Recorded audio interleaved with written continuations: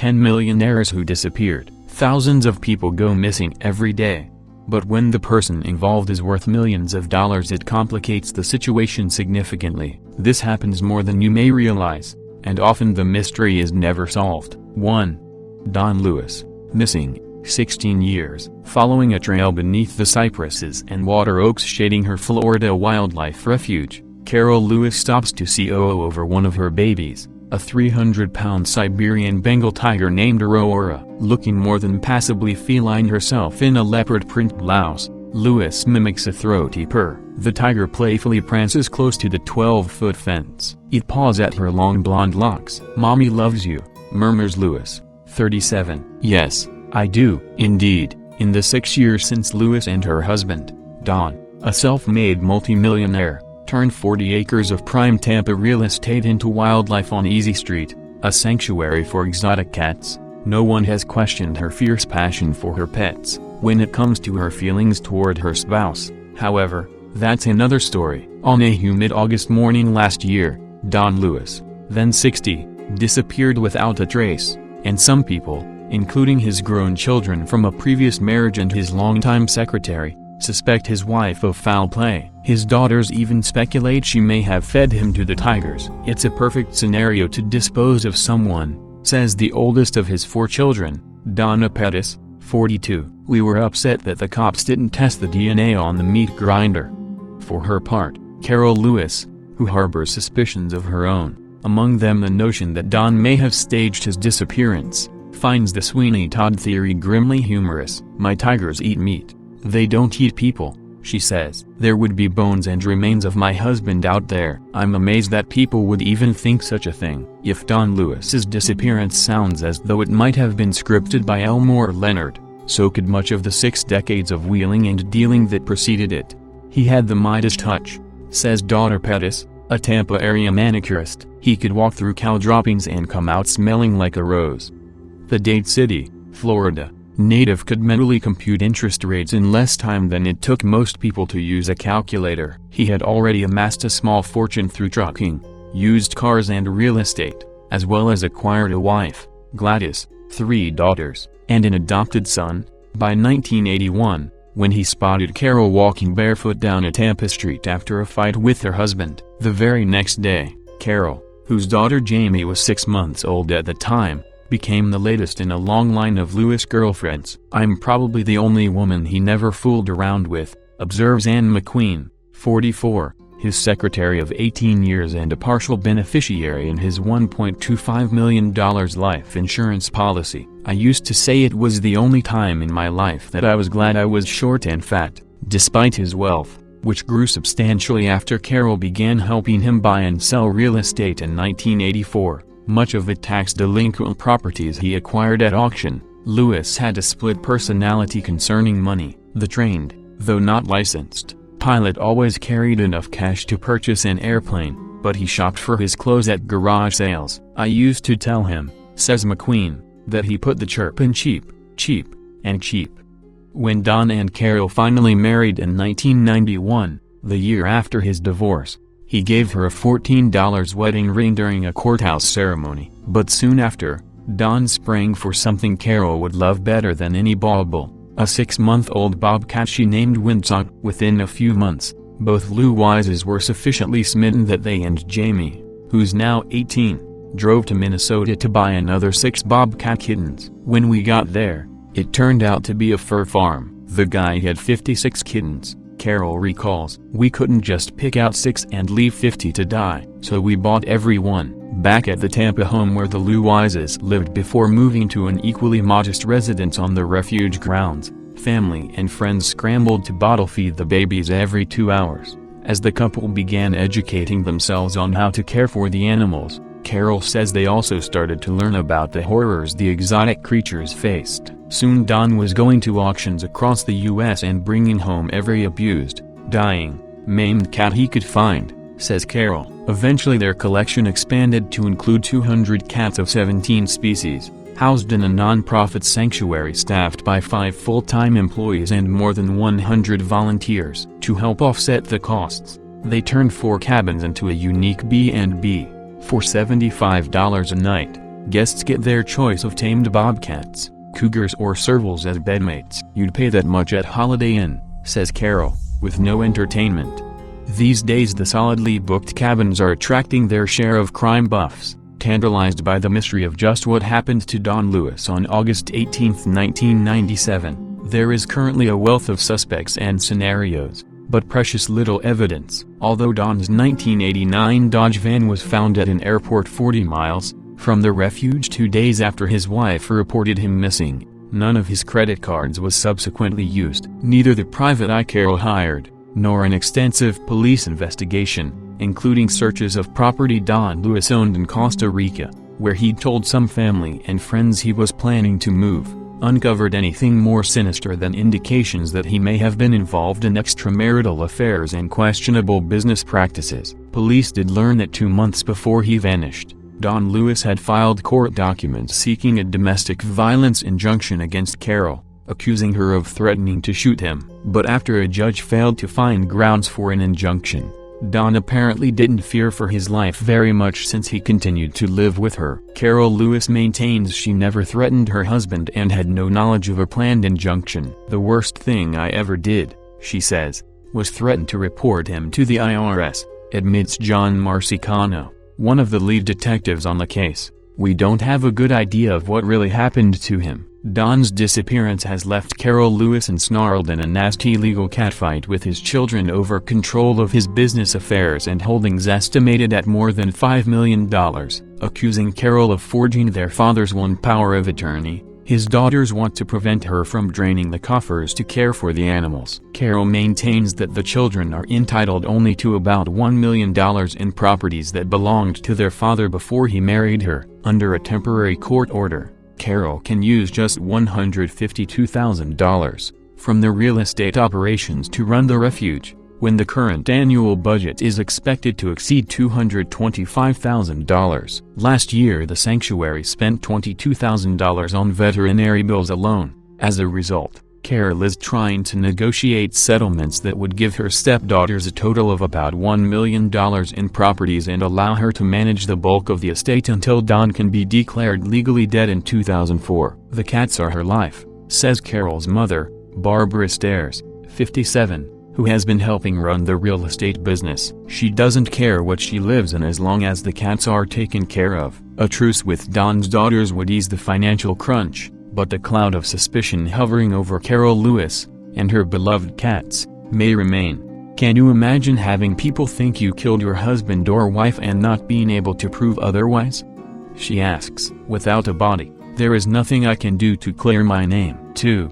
Guma Aguiar, missing, 1 year. A number of unusual signs point to the possibility that missing millionaire Guma Aguiar could be hiding out in the Netherlands, according to his wife's attorney. Aguiar, 35, was last seen June 19 in Fort Lauderdale, Florida. Early the next morning, his 31-foot fishing boat, the TT Zion, washed up on a Fort Lauderdale beach with the engine running and lights on, but no sign of its Brazilian-born owner. Since then, Aguiar's mother, Ellen Aguiar, and wife Jamie Aguiar have been embroiled in a nasty legal fight for control of his assets, valued at over $100 million.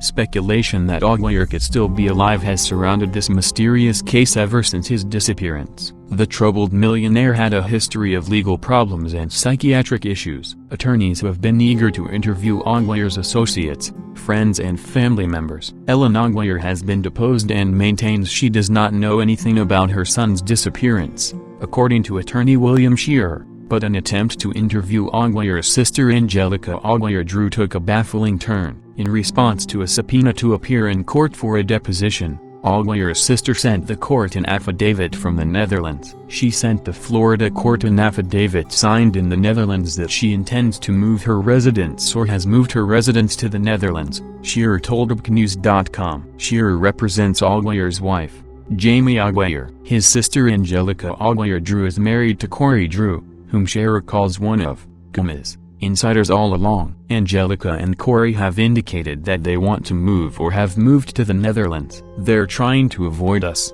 taking this deposition and being subject to Florida court," Shearer said. "So she filed this affidavit and then we are wondering, what's the Netherlands?" After looking into the Netherlands, Shearer claims he discovered that another one of Aguiar's very close business associates has also relocated to the Netherlands. Shearer declined to give the associate's name, but the information has left him baffled. Why are they all going to the Netherlands? What's going on there? We haven't been able to get them under oath to ask them, he said. This all may be a coincidence, but it may not be. Police have investigated Aguiar's disappearance as a missing person case. While some have suggested that the financially and mentally troubled millionaire may have committed suicide, no body has been found. There have also not been any reported sightings of Aguiar. There's all sorts of possibilities that could play in here.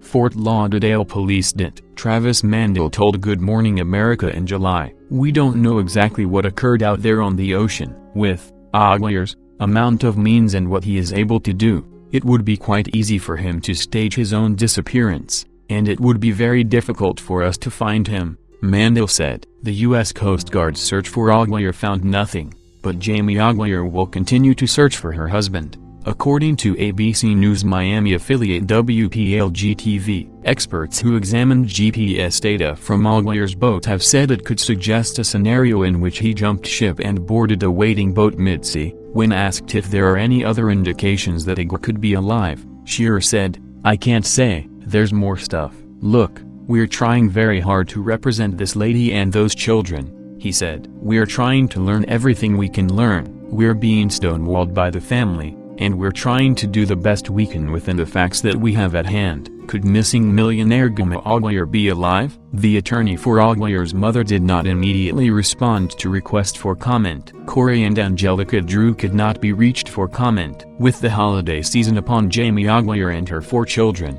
Shearer said that the Netherlands connection gives her hope. "It gives my client hope that her husband is still alive, which if he is still alive, that's wonderful, but if he's not, that's a terrible thing to drag her through," Shearer said. "It's just a tough situation for the young lady. She's holding up great, but it's not easy. Things like this are tough on her and her kids." Jamie Aguiar has put her large home up for sale along with the family's boat. Jamie wants to sell. She wants to get away from the memories of it, Shearer said. At the same time, she's faced with looking at litigation that's going on that may impoverish the whole family. Guma Aguiar's federal case against his uncle Thomas Kaplan is set to begin in March. The two are in a nasty legal battle over the division of assets after the $2.5 billion sale of their Texas-based energy company. A conservator has been appointed to stand in for Aguiar. In the meantime, Shearer is left puzzled by what it means that one of Aguiar's 2 sisters is relocating to the Netherlands and avoiding her legal responsibilities. The 2 sisters would be claimants if Guma is deceased. If he died on that night, the sisters are beneficiaries under the estate, he said. "You're wondering, why are they trying to run up all these expenses for the estate? They're diminishing their own share. And then you wonder, if that's so, maybe he's not dead. I don't know, and we don't know. It's a lot of speculation, but it's worrisome." 3. Camilla Lyman, missing, 10 years. Camilla Lyman was born in 1932 to Arthur Lyman, a prominent wealthy Bostonian who spent 30 years in public service. Camilla had 2 sisters, Mary and Edith, and a brother named Arthur Jr., but she appeared to be Arthur's favorite as they had a mutual interest in dog breeding. Camilla quickly showed herself to be an excellent trainer and became well known in dog breeding circles. She lived a typical upper-class lifestyle and was cute and perky according to her sister Mary Margaret Goodale. However, she had no interest in marrying or having a family, choosing rather to spend her time raising Clumber and Field Spaniels, her favorite dog breeds. In 1968, Arthur Lyman died from lung cancer, which reportedly devastated Camilla. She became more withdrawn from her family, eventually cutting them off almost entirely. She grew more eccentric and began to make an unexpected change in her personal life. Beginning in the 1970s, Camilla started wearing men's clothing and legally changed her name to Cam. Standing at exactly 6 feet, Camilla could easily pass as male and was said to resemble her deceased father. Now living as a man, Cam started taking steroids to get more masculine features and grew a mustache, although, according to the Lyman family, he never took the step to get gender reassignment surgery. Cam also began to associate with fellow dog breeder George O'Neill, who increasingly started taking over Lyman's finances and became Cam's only confidant. It was O'Neill who convinced Cam to purchase a 40-acre estate in Hopkinton, Rhode Island, where Cam would spend the remainder of his life in seclusion along with 58 dogs that he kept on the property. He was reportedly a cranky neighbor who rarely spoke to anyone else and left O'Neill to feed his dogs, bring him the mail, etc. Cam had the strange habit of hiding large amounts of cash around the house and kept a case filled with valuable jewelry at his side at all times. In 1984, Cam took the step of giving O'Neill power of attorney over his estate. Also, Cam wrote out a will giving O'Neill the $400,000 Hopkinton property and $1.9 million, but had to care for the dogs on the property, establish an exhibit for one of his dogs at the Dog Museum in St. Louis, and scatter his ashes over Madison Square Garden during Westminster Kennel Club annual dog show, though Cam kept the rest of the world at arm's length. In 1987, 3 years after making George O'Neill his heir, he fell off the map completely. The last communication anyone had with Cam Lyman was on July 17, 1987, when he was speaking to George O'Neill. According to O'Neill, they were speaking over the phone when the line abruptly went dead. The next day, he went over to the Hopkinton property where he said he found the phone ripped from the wall. Despite this, he went 13 months before going to the police when Cam's brother Arthur filed a missing persons report. O'Neill justified his silence by saying that Cam had been talking about going to Europe to have a sex change operation. The case of jewels that Cam kept with himself at all times, and a few changes of clothes were missing from the property, which seemed to suggest that O'Neill was telling the truth about Cam leaving for Europe. But his bank accounts and credit cards had not been touched since his disappearance. The police took O'Neill at his word and there was no further investigation. However, Cam's siblings were worried that something far more sinister had occurred, since they believed that Cam would have never abandoned his beloved dogs, especially his favorite champion dog Raycroft Sheriff, for so long. Even George O'Neill's own attorney Rosemary Healy believed that Cam might have died. The Lyman siblings hired a private detective, Charles John Allen, in 1988. After an extensive search throughout transvestite and transgender communities in Europe, Allen stated that there was no trace of Cam Lyman there or anywhere else. He also contacted George O'Neill and requested permission to search Cam's property, a request O'Neill refused. Later, when looking over Lyman's finances, Allen noticed large amounts of money that had gone missing with no explainable cause. He submitted his findings to the police. In 1995, after a 4-year period required by Rhode Island law, the family went to probate court to have Cam declared legally dead. They also fought to keep Cam's estate from George O'Neill. In the end, O'Neill settled for the Hopkinton property while the family received Cam's estate. O'Neill quickly sold the property soon afterwards. On September 24, 1997, a decade after Cam's disappearance, John Scunshaw became the new Hopkinton police chief and reopened the case. He received permission from the new owner of Cam's property, where a badly deteriorated body was discovered in a septic tank. Because of its condition, it took over a year for the body to be conclusively identified as that of Cam Lyman, and his death was declared a homicide that most likely occurred at the time of his disappearance. Although George O'Neill was the main suspect, he was never charged with murder. In 2003, he was, however, charged with embezzling $15,000 from Cam Lyman. He was sentenced to a year in prison and ordered to pay a $450 fine. He has made only one statement about Cam Lyman, saying, "She's dead. I don't know anything about it." The murder remains unsolved. 4.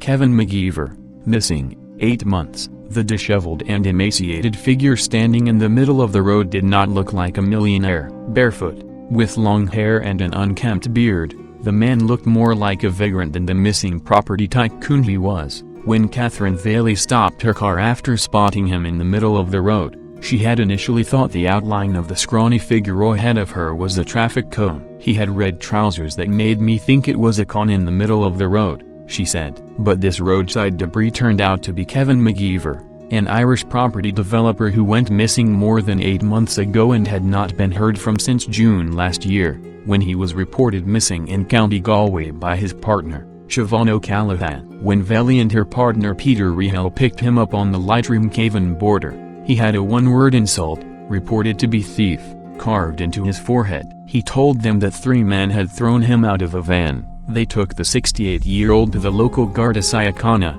where he explained that he was abducted by 3 masked and armed men from his mansion in rural Galway back in May. McKeever told officers that the kidnappers had demanded a ransom for his safe release, but he did not know whether it had been paid. The property developer said he could not remember what had happened to him in the meantime, but, as he was being released, he was given a mobile phone and warned to keep it with him at all times. The Gardaí are now trying to establish whether he had been held across the border in Northern Ireland before he was dumped in County Leitrim. Bailey was on her way home to Ballinamore with her partner Peter Rehill on Tuesday night when they spotted him in the middle of the road. When the man got into our car, he told us he had no shoes on, Bailey told the Irish Independent. They brought him straight to Ballinamore Garda station. The couple said he was unable to tell what month of the year it was or what happened to him during his captivity. A female Garda immediately invited him in for a cup of tea. As he was eating tea and biscuits, he asked her if she had any more. He said he hadn't eaten for God knows how long. He had a pair of enormous eyes and a very thin face, and his cheekbones stuck out.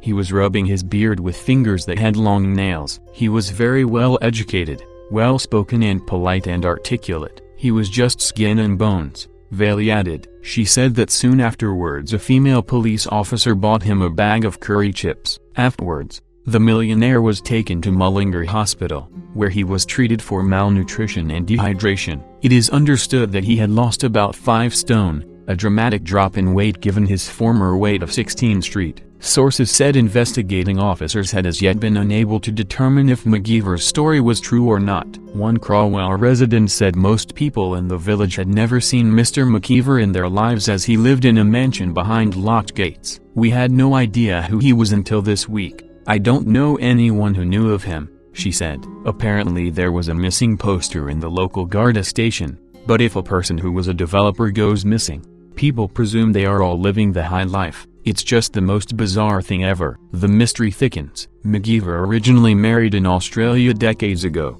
During the Celtic Tiger boom, McKeever ran an international property business selling luxury homes in Dubai to rich Irish and British clients. He is currently listed in legal proceedings before the High Court in a case being taken against KMM Properties, which began in 2009. Before his ordeal, McKeever lived in a Swiss property that was christened Nirvana, and during the boom years of the Irish economy was estimated to be worth well over 3 meters. The 2 security gates decorated with stained glass features guard the entrance. The property is surrounded by immaculately groomed lawns, a cobble-lock driveway, a separate guest house and a glass house. As part of his business selling luxury properties in the Gulf, McKeever set up an office on Mullingar's Ash Road, where he had staff working for him. He also conducted property deals at the Mullingar Park Hotel, and those who encountered him took to calling him the Yank due to a pronounced American accent. McKeever's initials, KMM, were branded across a EC-120 helicopter in which he traveled the country. When not taking to the air,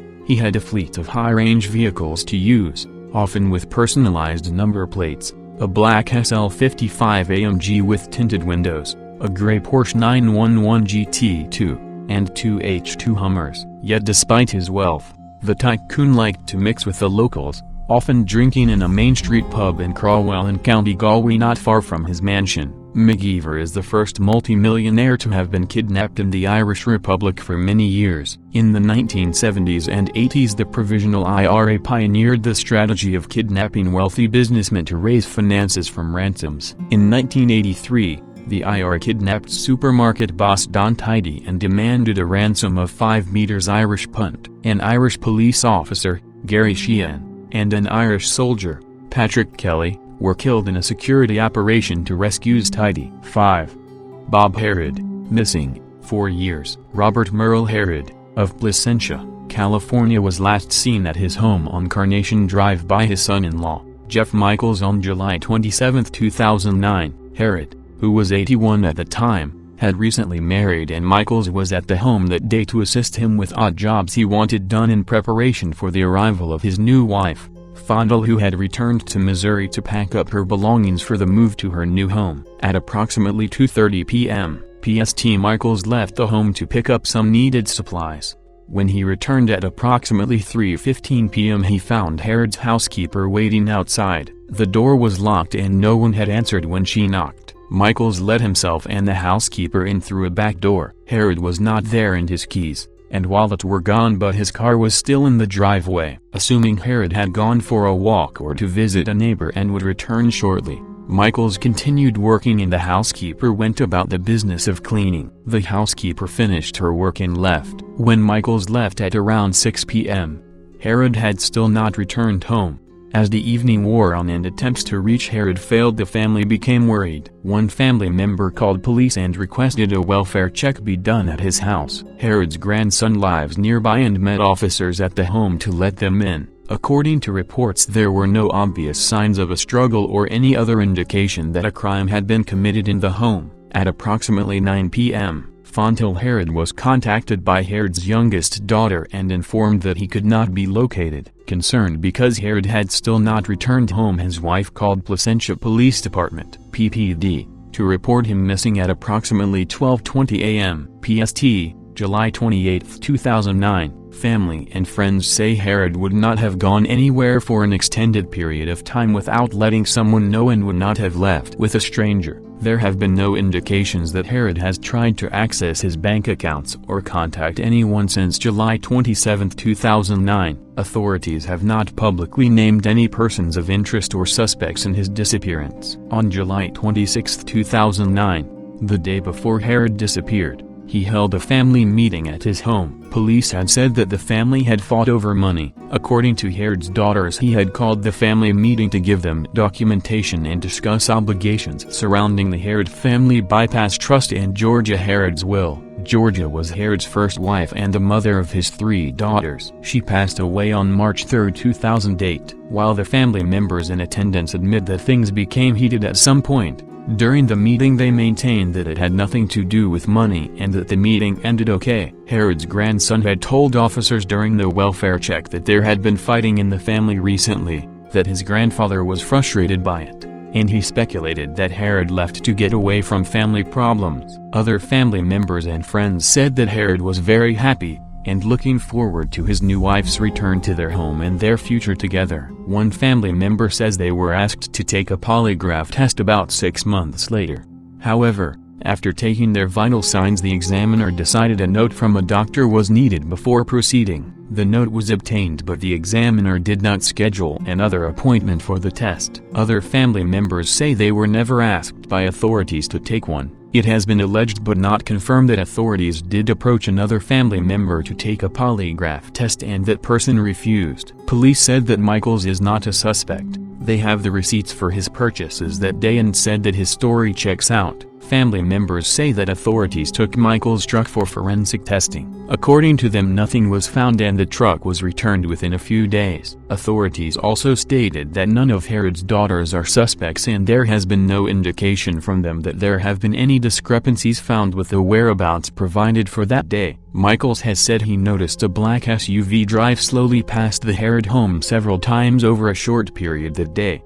Harrod has a female friend who owns the barber shop where he got his hair cut that drove a black Chevy Tahoe at the time. Family say Harrod had been loaning the barber money to help with bills and that she had been trying to reach Harrod for several weeks. It was speculated that Harrod may have gone with his friend and that she may try to get more money from him. A public notice indicates the woman's home was scheduled for foreclosure sale on August 4, 2009. According to family members, most of the checks written to the barber were marked loans, suggesting that Harrod did not intend the money to be a gift. They say the majority of the money has never been repaid. After Harrod went missing, someone claiming to be a neighbor posted a comment on a media website alleging they had witnessed the barber at Harrod's home yelling and screaming at him. However, it's unclear when that was supposed to have happened. Family members were concerned about Harrod's relationship with the much younger woman and the large sums of money he had been loaning her. They felt she may be taking advantage of Harrod and they tried talking to him, but Harrod was unreceptive to any discussion of the matter. A decision was made by family members to contact Adult Protective Services, APS. They say an investigation was started and that APS also felt there may be a problem. However, when APS attempted to talk to Harrod, he did not want to talk to them, so the matter went no further. The Orange County Court's website shows that a gentleman filed a complaint of elder abuse against the barber on February 4, 2011. There are no criminal charges shown in connection with the complaint, but the record shows there was a hearing on February 28, 2011. And that a judge issued a restraining order. It has been reported that the barber had a solid alibi for the time of Harrod's disappearance and has been cleared. PPD has never confirmed this, and the family maintains that authorities have told them nobody has been officially cleared. On March 18, 2011, nearly 2 years after Harrod's disappearance, PPD along with an Orange County Sheriff's forensic team searched his home. Sources say they were searching for trace evidence or anything that might establish a crime scene, but they don't think anything was found. It's unknown what prompted the search. Harrod remains missing and the investigation continues. Meanwhile, family and friends are left wondering what happened to Robert Merle Harrod. The Harrod Family Trust is offering a $50,000 reward for information that leads to Harrod's whereabouts or the arrest and conviction of anyone involved in his disappearance. 6. Herman Rockefeller, missing 8 days. The mystery that began with a missing millionaire and his bag of grapefruit could end halfway to nowhere with his abandoned car and a sausage roll. What happened in between is where detectives are struggling. How and why did Herman Rockefeller vanish last week? And, more importantly, where is he now? The disappearance is punctuated by very firm fears for his safety. A police raid late yesterday with 2 people taken into custody for questioning, and a loving family desperate to hear from him. The 52-year-old Harvard graduate is now more famous as a missing person than when he was running multi-million-dollar business deals across Australia and New Zealand. His close group of friends believes the publicity would humiliate a man who lived a quiet and private life. Despite a task force of detectives chasing every lead, major theories have run the gamut of taking off on his own to more sinister plots of extortion or murder. But friends and family say Mr. Rockefeller had no reason to leave, had no enemies, no disputes, conflicts or hints of a secret life. The arrest of 2 people from a Hatfield townhouse on South Street yesterday near the airport only deepened the mystery. He had virtually everything a bloke would want, one longtime friend said. He had a great house in a great area, he had money, he had success.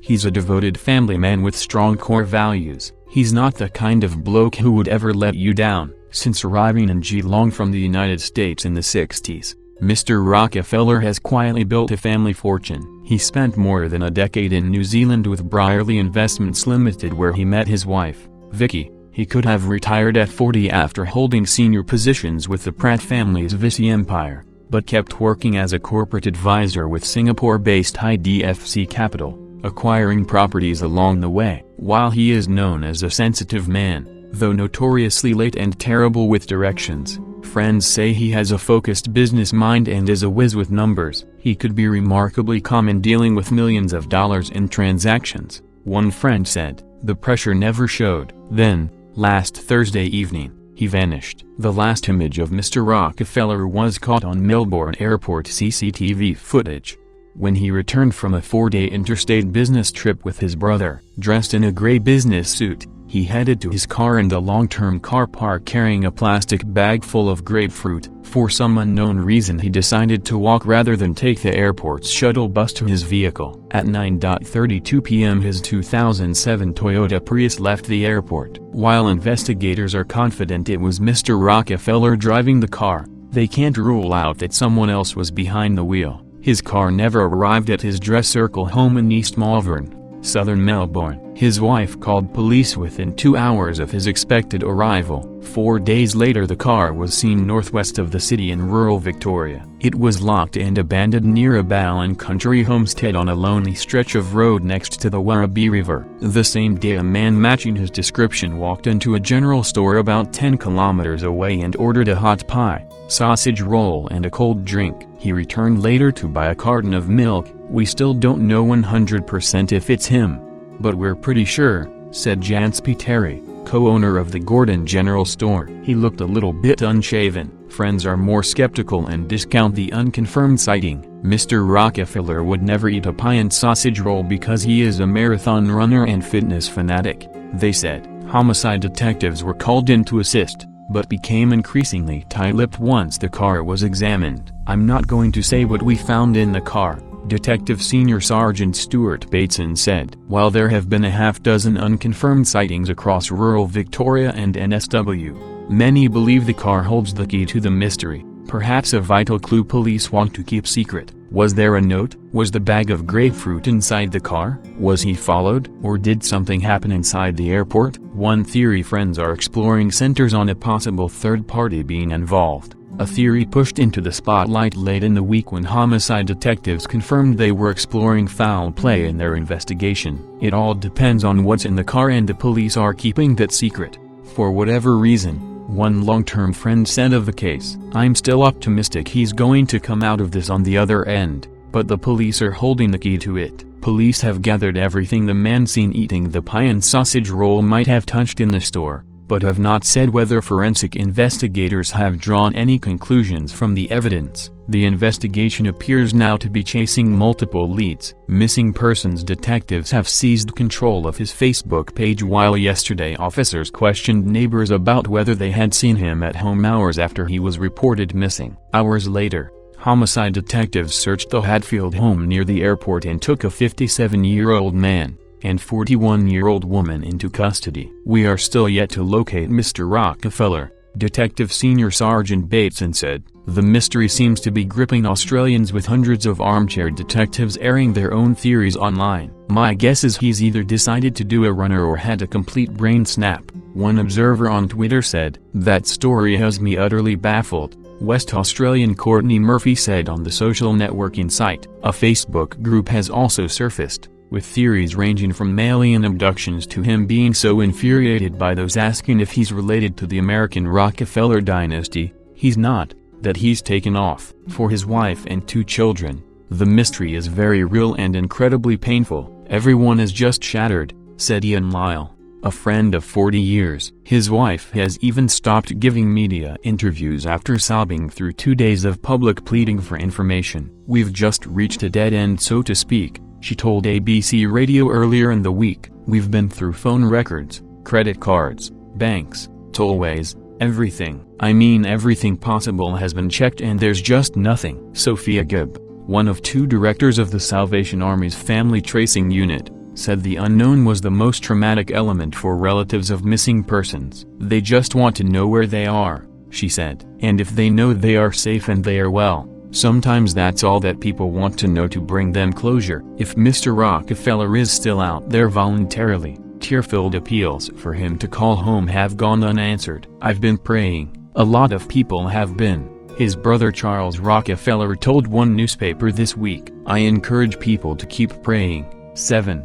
Leonid Rajatskin, missing, 4 years, 6 months. There was blood on the carpet, lots of it. The room was in disarray, but nobody had seen a fight. The villa was secluded in its own private pine wood, yards from a beautiful wide beach on the coast of Latvia. The owner was gone. Leonid Rajatskin, a super-rich Russian-American lawyer with a taste for danger and connections in the highest places, disappeared exactly 2 months ago. The 41-year-old was beginning to finance movies, trying to break into Hollywood. Now he is starring, in his absence, in a real thriller, still unfolding at locations across the world. It began on 16 March, when his holiday villa on the Gulf of Riga was found empty. His car was discovered abandoned the next day. His private jet had left Latvia without him, and has since hopped mysteriously from airport to airport for no apparent reason. Exactly 2 months later, FBI agents are trying to unravel fiction from fact as they follow the hugely complicated trail of businesses,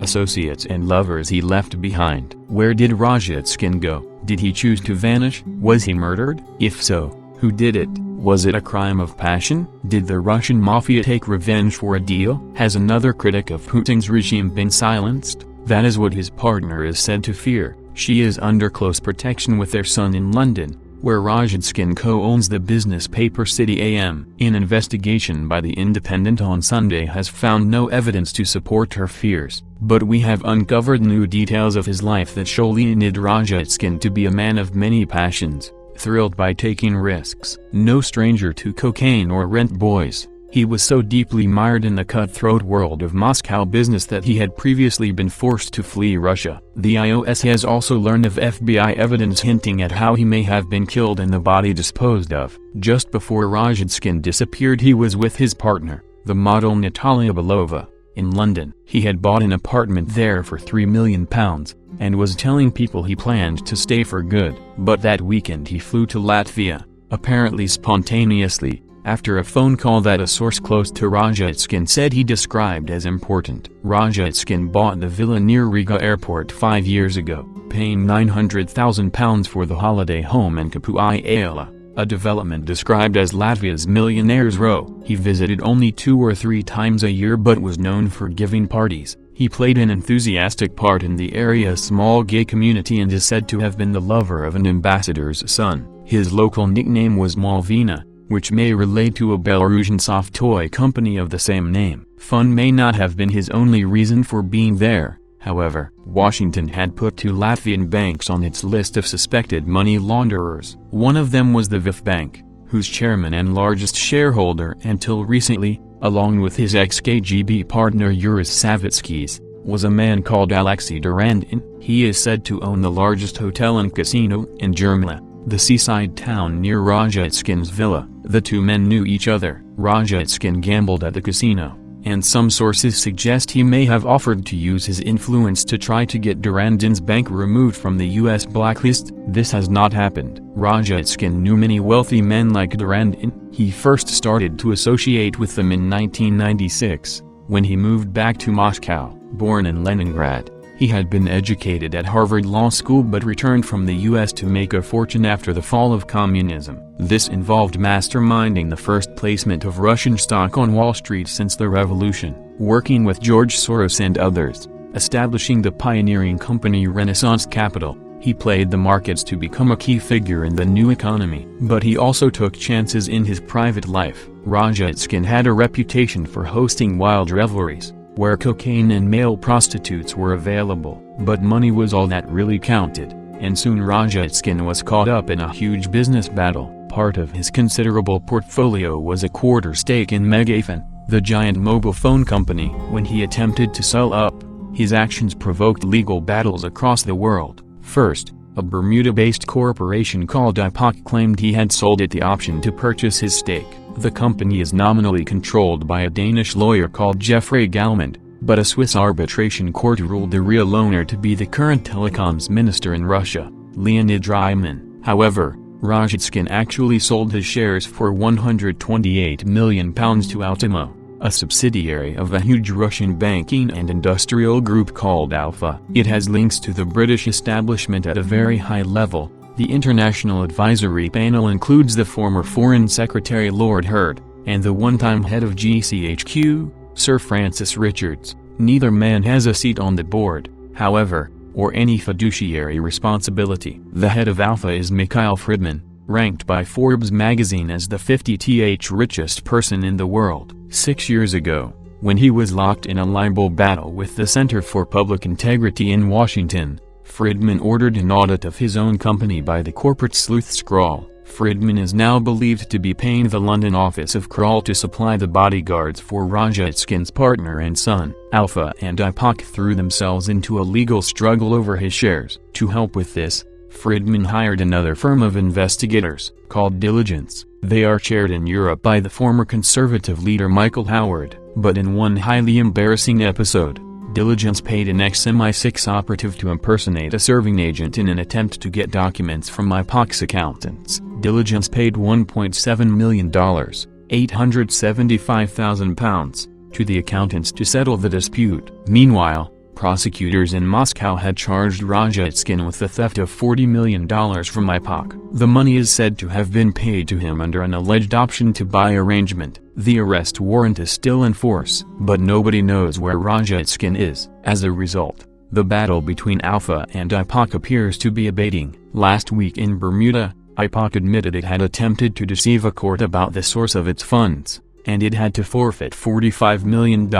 In New York, where Rajatskin had been suing Ryman for pressing him to sell, his lawyers said an unnamed person with power of attorney had ordered them to resolve the case, all of which should pave the way for both sides to sell their shares to the man known as the Kremlin's favorite businessman, Alisher Usmanov, the chairman of Gazprom Investment Holdings, owns Dynamo Moscow Football Club and a 25% stake in Arsenal. He is close to the new president, Dmitry Medvedev. but Gazprom cannot take over McKeever until all court cases relating to it are settled. The disappearance of Rajatskin may actually now hasten an agreement between Friedman, Ryman and Uzmanov, three of the most powerful men in Russia. Of course, his disappearance may have nothing to do with his business interests at all. Among the last people to see him alive were two men who left the villa in a taxi at 2:30 a.m. on 16 March. They were taken to XXL, a gay club in Riga. The lights were on when the driver left, and Rajatskin's SUV was in the driveway. The two men, who have not been named, were questioned but ruled out as suspects. Police arrested the butler, Anatoly Demchenkov, once an employee of that local casino owner Alexei Durandin, but he has been released on bail. Detectives refused to confirm that the large patches of blood found at the villa belonged to the missing man, but the FBI said DNA tests proved it did. The blood came from a serious head wound, which leads agents to believe he is dead. No valuables were stolen from the villa, the FBI noted. This may rule out a burglary or an assignation gone wrong. His passport was missing, as were two heavy metal toolboxes. One theory is that they were taken to weigh down the body when it was dropped in the sea. The FBI must investigate the apparent death of a U.S. citizen abroad, but the mysterious case of Leonid Rajatskin has also given its agents an unprecedented chance to delve into the dealings of Russia's new movers and shakers. The vanished man was working with Eric Eisner, the son of the former head of Disney, providing finance for a new film about the Russian mafia, to be called Three Wolves. Whatever the plot, it can hardly be as gripping or as far-reaching as the one he left behind. 8.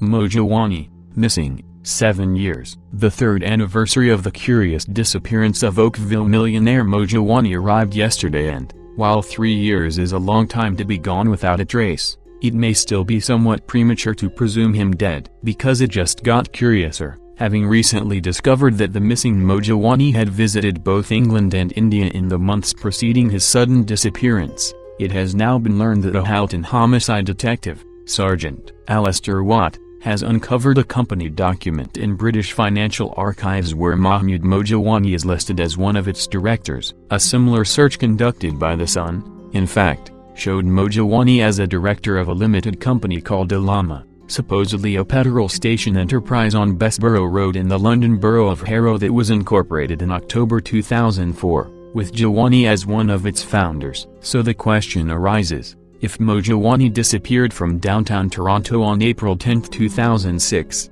never to be seen again, no money having moved from his accounts, no action having been registered on his credit cards, and his cell phone having never made a single call, how was it possible for him to officially resign from Alama's board on the 1st of June, some 6 weeks after his presumed death? Because that quickly became the presumption as the weeks became months, that Jawani was likely dead, and dead because he got caught up in a crack cocaine addiction that put him in the raw crowd at the right time. But that presumption is now being tested. Put it this way, said Sergeant Watt, I am not going to say if he is alive or not alive until we figure out this London thing. That, however, may be difficult. There is no phone listing for Alama and, according to the business directory at Warner House Harrovian Business Village where Alama supposedly has its offices, there is no business bearing Alama's name. There is little doubt, however, that the Mahmoud Mo Jawani who disappeared 3 years ago yesterday is the same Mahmoud Mo Jawani who resigned from Alama 6 weeks later,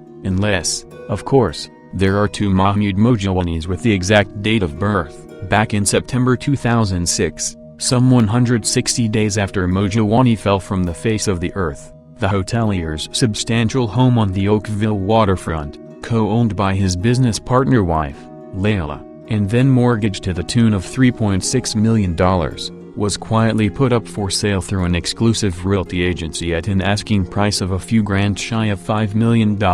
Originally purchased by the Jawanis in 2003 for $2.6 million, it boasted of being an 8,300 square foot show home on 1.24 acres, and with 170 feet of Lake Ontario shoreline. Last year it finally sold, without Mo Jawani's signature, but with a civil court's approval. Flashback to 3 years ago, Mo Jawani, then 41, leaves his Oakville mansion, supposedly to do business in Toronto and, 2 days later, His 2003 Mercedes SL500 is located undamaged in the parking lot adjacent to Fillmore's, a gentleman's club in the Dundas-Jarvis area, a core city patch of Toronto that is plagued with crack addicts, drug dealers and low-rent sex trade workers. But Jawani's personal history, it was later learned, drew him closer than expected to this down-market venue.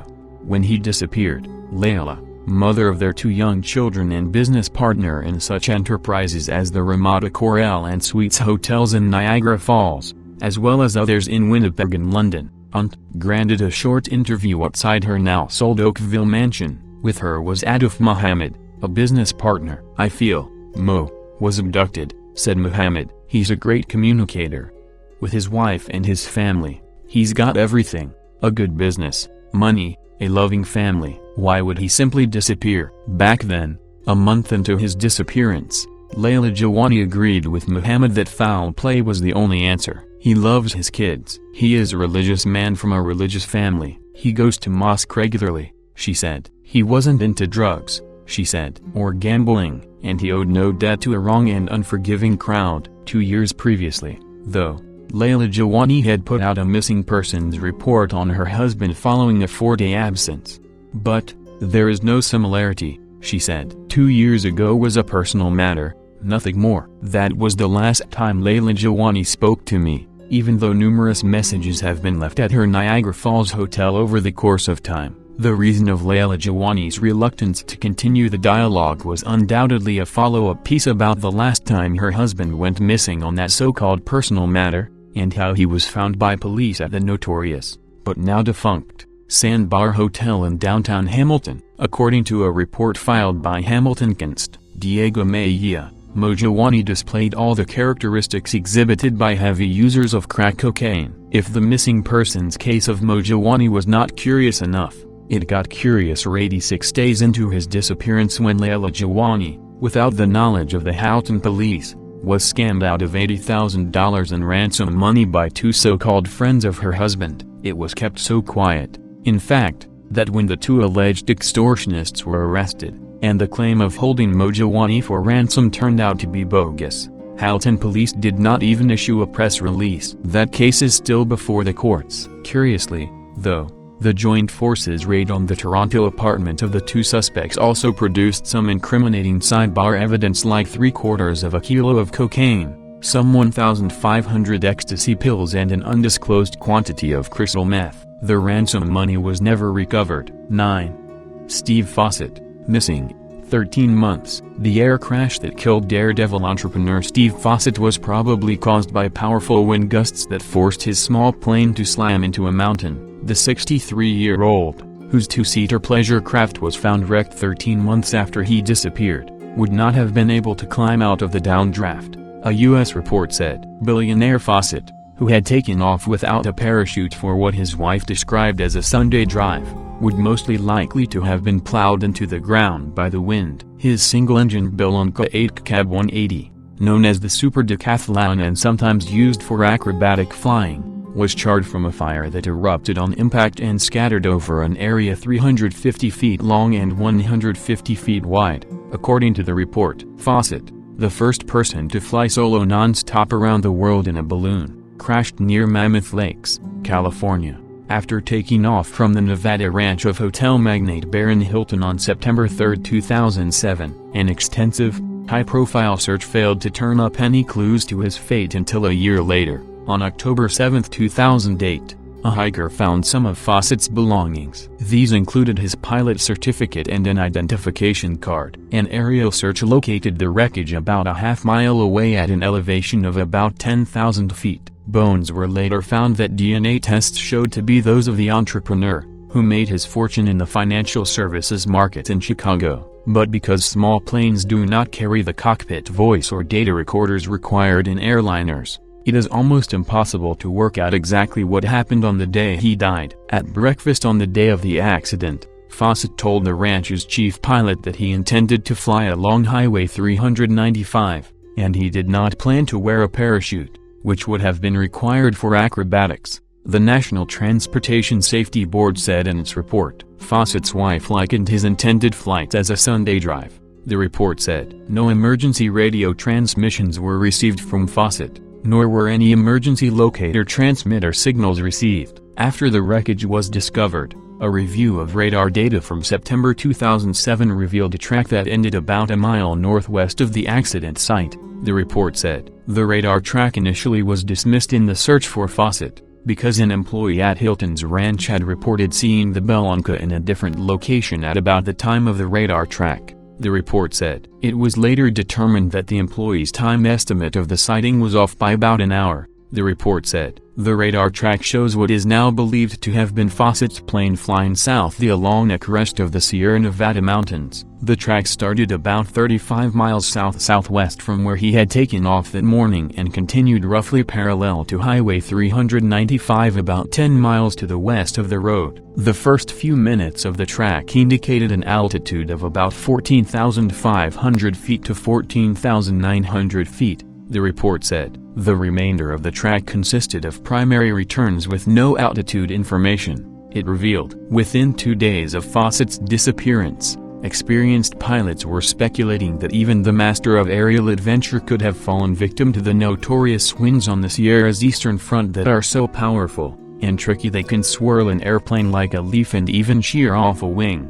There's been times when I've been flying in the wind and my blood turns cold, Adam Mayberry, a private pilot and former spokesman for the Reno-Tahoe International Airport, said at the time. Wind gusts in the area can whip up without warning from any direction, with sudden downdrafts that can drag a plane clear to the ground. Passengers flying even on commercial airliners between Las Vegas and Reno know to keep their seat belts fastened for a ride that is never smooth. Mark Twain wrote about the Washoe Zephyr, named for the Nevada county, in the book Roughing It. But, seriously, a Washoe wind is by no means a trifling matter. It blows flimsy houses down, lifts shingle roofs occasionally, rolls up tin ones like sheet music, now and then blows a stagecoach over and spills the passengers, he wrote. 10. Ambrose Small, missing, 94 years. On the 2nd of December, 1919, theater tycoon Ambrose Small was hard at work in his office at the Grand Opera House on Adelaide Street West, the day before he'd sold his empire and deposited a massive $1 million check into his personal account. F. W. M. Flock, Small's attorney, also in the office that evening, would be the last person to see the millionaire alive. Just after 6 p.m., his work for the day complete, Small left his office and bought a newspaper from a street vendor. Turning up the velvet collar on his jacket, he disappeared into the cold night, never to be seen again. In the years to come, the vanishing of Ambrose Joseph Small would become one of Toronto's most sensational mysteries and one of its most enduring unsolved crimes, if indeed it was a crime at all. Known to many Canadians as a character in Michael Ondaatje's In the Skin of a Lion, Ambrose Small was born January 11, 1863, in Brantford, Ontario, to Daniel Small and Ellen Brazil. An ambitious and intelligent child, Ambrose was 17 when his father moved the family to Toronto, where he had agreed to run the Grand Hotel on Adelaide Street West. Small got his start at the theatre business across the laneway from his father's hotel at the Grand Opera House,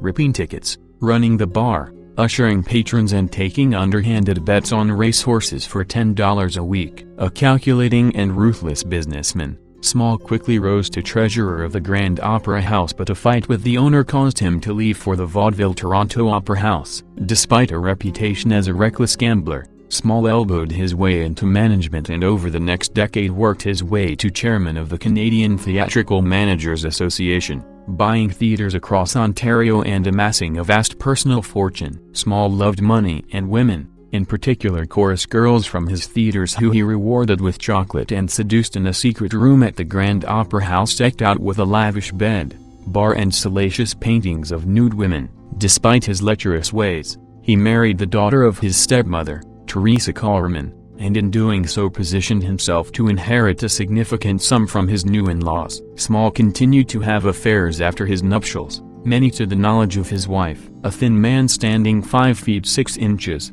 Small was described as hawk-like by the Milwaukee Journal in the years after his disappearance, and his trademark mustache made him easily recognizable to people on the street. His closest platonic relationship was with his secretary and right-hand man, John Dowdy, who he paid a meager $45 a week at a time when Small was among the Toronto's wealthiest men, a fact that provides a key insight into the tycoon's parsimonious personality. In 1919, Small sold his theater empire amid rising costs to Trans-Canada Theatre Limited for a whopping $1.7 million, $1 million of which was paid in a single check he deposited a day before his disappearance at the Dominion Bank at King and Yonge. Norman J. O'Flynn, the bank clerk, recalled Small in a cheery mood to the Saskatoon Star-Phoenix on that day. "It was all over in a matter of moments. I reached for a deposit slip and gasped when I saw the amount of the check." The next day, Small vanished, leaving no trace or clue to his whereabouts. Any leads the police might have had in the early going were missed, when it took Teresa Small a full 2 weeks to report her husband missing, assuming Ambrose was simply out enjoying his fortune with one of his paramours, or at least that's what she told police. Mrs. Small initially offered a $500 reward for information, presuming a kidnapping. Police convinced her to up the money to $50,000. The highest ever offered in Canada at the time, when no ransom arrived. In the 2-week period before Small was reported missing, John Doughty, the tycoon's closest ally, accepted a new position in Montreal, moved to a boarding house in the city and fled when word of his former employer's mysterious vanishing became an international sensation. The police would later discover Doughty had visited Small's personal vault twice on the day of his disappearance and taken $150,000 in bonds. 11 months later, in November 1920, John Doughty was picked up working under a false name by a local police officer in Oregon City, Oregon, who recognized him from a photo circulated by Canadian authorities. Back in Toronto, Doughty led police to the missing bonds stashed in his sister's attic. His claim the money was erased pending the approval of Small didn't hold water, and he was sentenced to 6 years in jail for larceny. Despite threats and offers of a reduced sentence for information, police were never able to charge Doughty in connection with Small's disappearance. Without a body, evidence or ransom note, the authorities had no case and practically nothing to go on. In desperation, Toronto police sent a copy of the case file in 1922 to Sir Arthur Conan Doyle, the creator of Sherlock Holmes and a leading spiritualist, in the hope the author could shed some light on the disappearance. Although he took an interest, Conan Doyle was not able to spare the time to properly investigate. Theories Small's body had been incinerated could never be proved despite thorough examination of the Grand Opera House, several city incinerators and garbage dumps. It was also suggested Small had met with an accident or been murdered and buried in Rosageo Ravine. Digs in the area turned up nothing. Small's fortune is perhaps the most obvious motive for any crime, if one took place. The tycoon's will, dated September 6, 1903, left all $2 million of his real estate and personal property solely to Teresa Small. After several years of probate, Small's sisters, Gertrude and Florence, were also awarded $100,000. The year after Mrs. Small's death in 1936, a sensational injunction was brought by Patrick Sullivan, the publisher of Toronto tabloid The Thunderer, and Ambrose's sisters to prevent the distribution of Ambrose Small's estate, claiming Teresa had paid an assassin $20,000 to kill her husband and even signed a confession before her death. The alleged killer came forward claiming Teresa persuaded him to go in on the murder. A judge, Mr. Justice Nicol Jeffrey, dismissed the action in 1936, citing the confession as a forgery. During his judgment he went to great lengths to ensure the late Teresa Small's name remained untarnished by the accusation. When the will was finally settled in 1954, after years of charitable donations, litigation and succession fees, just $141,000 was left. So what really happened in this baffling case? A special inquiry by the Office of the Ontario Attorney General concluded Teresa Small had nothing to do with her husband's disappearance, but documentary recently pitched by Dr. Peter Vronsky to History Television claimed to have unearthed accusations of a cover-up within the police. According to Vronsky, Inspector Hammond, an officer involved in the investigation, had evidence that Teresa Small was present at the crime and that Austin Mitchell, the office in charge, had suppressed facts and scared off witnesses. So many mysterious elements surround the case of Ambrose Small that it's hard not view every single subsequent event with suspicion. Take for instance the fate of Gertrude Small, who drowned beside her new husband when their car plunged into the Nottawasaga River in Wasaga Beach just days after their wedding. Alex McCarthy, a 38-year veteran cop with ties to the case, told the Saskatoon Star-Phoenix on December 3, 1959, "We have had many letters from various parts of the United States and Canada offering information of one kind and another in connection with the case. Many have been from cranks, but all those that appeared genuine have been investigated. They produce no result." Sporadic sightings of Ambrose Small in various locations across the globe made headlines but always turned out to be a case of mistaken identity. On December 4, 1960, Toronto police officially closed and discarded the 3-foot-thick file on Ambrose Small after decades spent traveling, consulting clairvoyants and desperately searching for the faintest scrap of evidence. To this day the disappearance of Ambrose Small remains unsolved.